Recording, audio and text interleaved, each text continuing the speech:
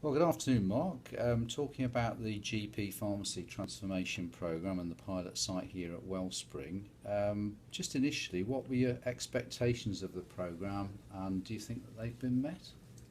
I wasn't sure at first what pharmacists could bring, but I was interested particularly to do with their medicine management side and see how they could help us reduce our workload. But when we had the pharmacists come, I was pleasantly surprised. They've done very well. There is definitely a learning curve between the medicines and applying that to general practice and how we work. But once that happened, it has massively helped. They're certainly very good at adding in medicines for us and discharges, signing prescriptions that we don't need to be seeing, and that reduces our workload. But I think the key thing is when they come to do medication reviews, the feedback from the patients is absolutely fantastic. I think some of us GPs would love that feedback. It really is very positive, and they spend a lot of time with the patients going through health lifestyle changes, and that seems to be working well. Good. So, do you think it took very long for the pharmacist to start to contribute towards the practice team? I'd say about a couple of months. Yeah. I'd say for the first couple of months they're finding their feet, but I didn't see any difference to some of the GP registrars that we have when they come new to general practice. It's how does it work? How does the computer system work? What are the patients like? And we've got a difficult practice population here with lots of social problems, language issues. But within a couple of months, absolutely contributing well and helping and fitting in part of the team very well. Good. I know when we started this programme, Mark, Nitin started working with you for 1 day a week. And I'd just be very interested in your views about what you think is the kind of optimum amount of time that the pharmacist needs to get to work with the practice effectively. 1 day a week was not enough. You'd come in and then he'd be gone, and it just didn't really gel as well. And Nitin was very keen and very able. But when he managed to up that to 2.5 days a week, that's when we noticed a really big difference. Because all of a sudden, if there is something where we wanted some pharmacy advice or we wanted some scripts added from a discharge summary, he would be there the next day. So it made a really big difference. The 1 day a week just wasn't enough because you can't sit on things for a week. Patients are out, they need things sorting out. That 2.5, 3 days a week to me is the minimum. If you're not doing it for 3 days a week, to me it's probably not going to make that much difference to our workload. Okay, that's really helpful. So, getting down to the nitty gritty in terms of the impact that the pharmacist has had, could you sort of comment on the kind of direct impacts, things like appointments and workload? Yeah, when we started this, we did look at it slightly selfishly. Like most GPs, we're struggling, the hours are going up, and we were hoping that it's going to reduce our workload, and it has done. Nitin sees the pharmacist. He says his own list of medication reviews. He saved us doing home visits. So when it comes to doing home visit medication reviews, which is a difficult population to get, he goes out and does that. It certainly helped with reducing our workload when it comes to adding new medications. He does that. Signing prescriptions, he's coming online and he's doing that. So that is all work that would have traditionally been done by us, is now being sort of transferred under supervision to the pharmacist, and that relationship works well. So it has reduced our workload, I think. Good. Take home. And what's your sense of the impact that Nitin's been able to have on the patient experience and quality of care? Well, that's massive, actually. Part of that is time, because he's got the time to sit and go through it, which with a doctor, they'll come along, we may have shoehorned a medication review into 10 minutes and they'll come with other problems. With the medication reviews with Nitin, he's able to go through lifestyle changes, show them that they're nudging into pre-diabetes, they've got pre-diabetes and trying to avoid becoming diabetic, obesity, all of these things he tackles. It's quite a holistic way that he does that. And he checks their bloods, checks their blood pressure. Interestingly, he's picked up some AFs. So it's worked well. People like that one-to-one, and the fact that there seems to be an interest and they've had time to get through their concerns and go through their medicines. the surprising thing for me was us as doctors would have told patients, this is your medicine for your blood pressure, but a lot of the feedback consistently is, I didn't realise what this medicine was for and how it worked.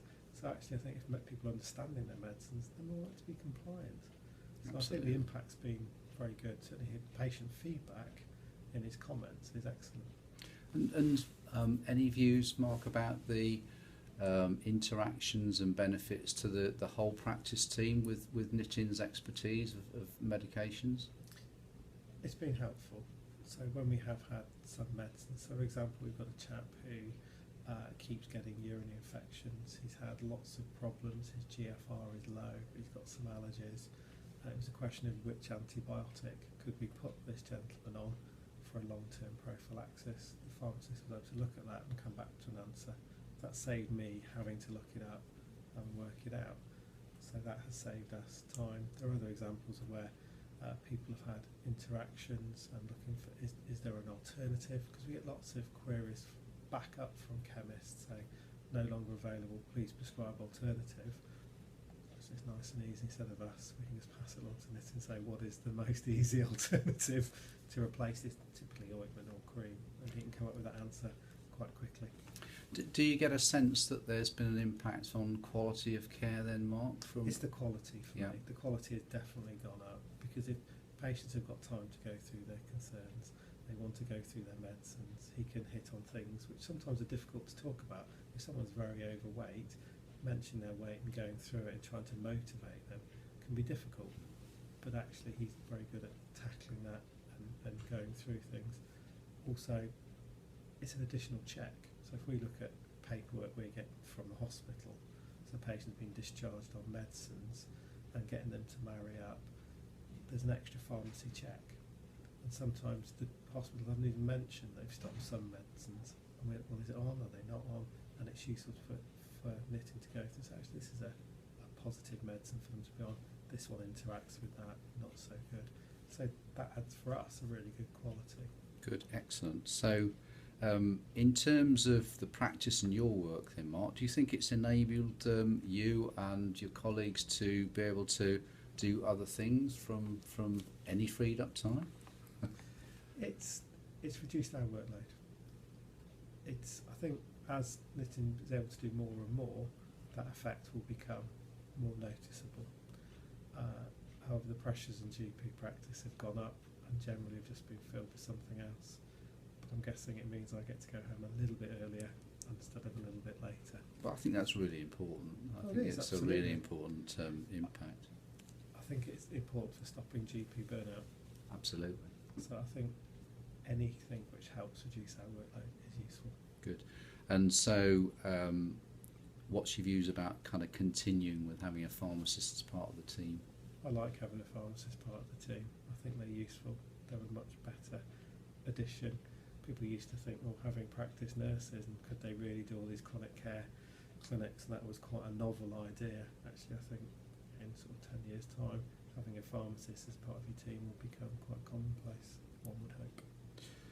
And well, that's really, really helpful, Mark. I'm also conscious that you've got quite a challenged community here in terms of deprivation and lots of different nationalities.